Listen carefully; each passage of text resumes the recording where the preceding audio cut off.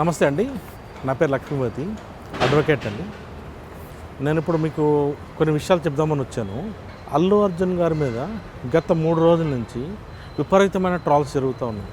Even social మీడియాలో కానీ, లేకపోతే న్యూస్లో కానీ, న్యూస్ ఛానల్స్లో, యూట్యూబ్ ఛానల్స్ అన్నిట్లో మొన్న రీసెంట్గా 4th రోజు జరిగిన సత్యదేవ సంఘటన, రేవతి గారు చనిపోవడము, వాళ్ళ అబ్బాయి సీరియస్గా ఉండడం, అతన్ని పరామర్శించడానికి కానీ కలవడానికి కానీ వెళ్ళలేదు అని చెప్పేసి ట్రోల్ చేస్తూ ఉన్నారు. అసలు ఆ విషయాలు తెలియకుండా అసలు ఏం జరిగిందో తెలియదు పబ్లిక్కి. జస్ట్ ఊరిని రాలేదు, చేయట్లేదు, చూడట్లేదు, ఇది ఒకటే మాట్లాడుతున్నారు.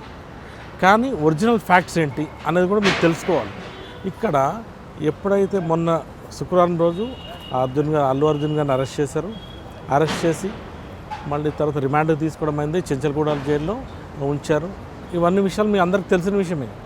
ఇక్కడ హైకోర్టు ఇంట్రిమ్ బెయిల్ ఆర్డర్ ఇచ్చినప్పుడు 5 కండిషన్స్ పెట్టిందండి. ద మెయిన్ పాయింట్ ఏంటి అంటే, the petitioner accused number 11 shall cooperate with the investigation and he shall not make any attempt to interfere with the ongoing investigation or with the witness in any manner.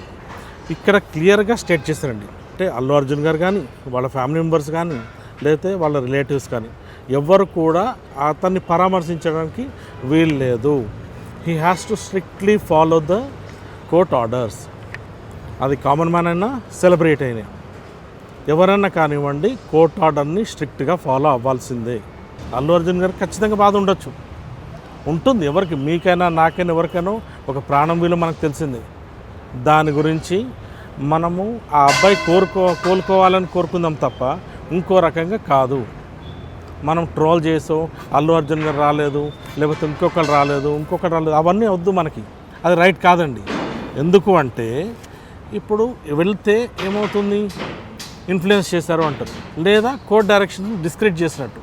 As per high court directions ఎవరున్నా కానీ, weather he's a celebrity or else a common man, he should strictly follow the rules of the high court.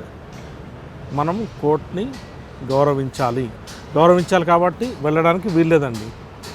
మనము కేవలం కోరుకోవాల్సింది ఏంటి, ఆ అబ్బాయి పరిస్థితి విషమంగా ఉంది, ఇప్పుడు తేరుకుంటున్నప్పుడు అతను త్వరగా రికవర్ అయ్యేసి నార్మల్ అవ్వాలని కోరుకుందాం. అంతేగాని సెలబ్రిటీ వచ్చి చూడాలి, లేకపోతే వాళ్ళు వచ్చి చూడాలని కాదు. ఆల్రెడీ హైకోర్టులో చెప్పడం జరిగింది, వాళ్ళకి అయ్యే ఖర్చులు ఏవైతే ఉన్నాయో అతనికి మెడికల్ ఎక్స్పెన్సెస్ మొత్తం టీం మొత్తం బేర్ చేస్తున్నారు, వీళ్ళే చూసుకుంటున్నారు.